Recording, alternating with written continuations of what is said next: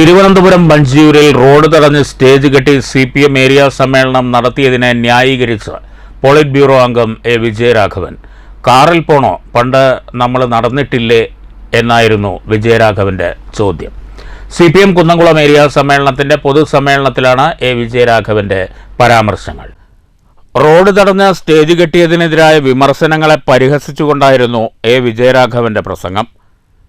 10 മനുഷ്യർക്ക് പോകാൻ ഇത്ര സ്ഥലം പോരെ, എല്ലാവരും കാറിൽ പോണോ, പണ്ട് നമ്മൾ നടന്നിട്ടില്ലേ, ഇത്ര വലിയ കാറ് വേണോ, ഒരു കുഞ്ഞു കാറിൽ പോയാൽ പോരെ, ഏറ്റവും വലിയ കാറ് പോകുമ്പോൾ അത്രയും സ്ഥലം പോവുകയല്ലേ എന്നൊക്കെയായിരുന്നു ആക്ഷേപഹാസ്യകരമായ പരാമർശങ്ങൾ. 10 മനുഷ്യൻ പോകുമ്പോൾ എത്ര സ്ഥലം പോരെ, 10 കാർ പോകാൻ എത്ര സ്ഥലം വേണമെന്ന് ആലോചിക്കുക. അത് ആരും പറയുന്നില്ല. ഇവരെല്ലാവരും കൂടി കാർ പോകേണ്ട കാര്യമുണ്ട്, നടന്നു പോയപ്പോഴും. എന്താ പണ്ടൊക്കെ നമ്മൾ നടന്നു പോയില്ലേ, ഇത്ര കാറ് വേണമെന്ന് നിങ്ങൾ ആരെയും ചോദിക്കില്ല, ആരും ചോദിക്കില്ലല്ലോ. എന്നാൽ ഇത്ര വലിയ കാറ് വേണോ, അത് വേണം. എന്നാൽ ഒരു കുഞ്ഞു കാറ് പോയപ്പോഴും പിന്നെ ഏറ്റവും വലിയ കാറ് പോകുമ്പോൾ അത്രയും സ്ഥലം പോവല്ലേ. 25 കാറ് ഇങ്ങനെ കിടക്കുമ്പോൾ നിങ്ങൾ ആലോചിക്കേണ്ട എന്താ, 25 കാറ് കിടക്കുന്നു എന്നല്ല, 25 ആളെ ഉള്ളൂ എന്നാ. മനസ്സിലായി? ആ കാറിലാരാ മെല്ലെ ഇങ്ങനെ ഉരുട്ടി പോണ്ടാവും. അമ്മായിമ്മേനെ കാണാൻ പോകും, ഞായറാഴ്ച തിരക്ക് കൂടുതലാ.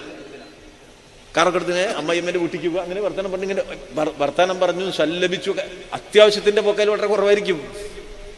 ഞാനതിനെതിരൊന്നുമില്ല, കാറുള്ളോ കാറ് പോയിക്കോട്ടെ. അപ്പോ കാറുള്ളോൻ കാറ് പോകുന്നത് പോലെ തന്നെ പാവങ്ങൾക്ക് ഒരു ജാഥ നടത്താനുള്ള സ്വാതന്ത്ര്യം അനുഭവിച്ചു തരണമെന്ന് വളരെ വിനയപൂർവ്വം ഞാൻ അഭ്യർത്ഥിക്കുകയാണ്. കാറിൽ പോകാൻ അവകാശമുള്ളതുപോലെ ജാഥ നടത്താനും പാവപ്പെട്ടവർക്ക് അവകാശമുണ്ടെന്നും വിജയരാഘവൻ പറഞ്ഞു. എല്ലാവരും കൂടി കാറിൽ പോകേണ്ട കാര്യമില്ല. 25 കാറ് പോയാൽ 25 ആളുകളെ ഉണ്ടാകൂ.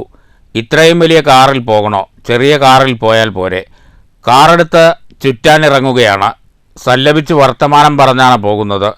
അത്യാവശ്യമുള്ള കാർ യാത്രയൊക്കെ കുറവായിരിക്കും.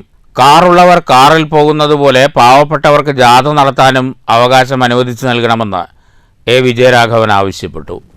News bureau, Thrissur.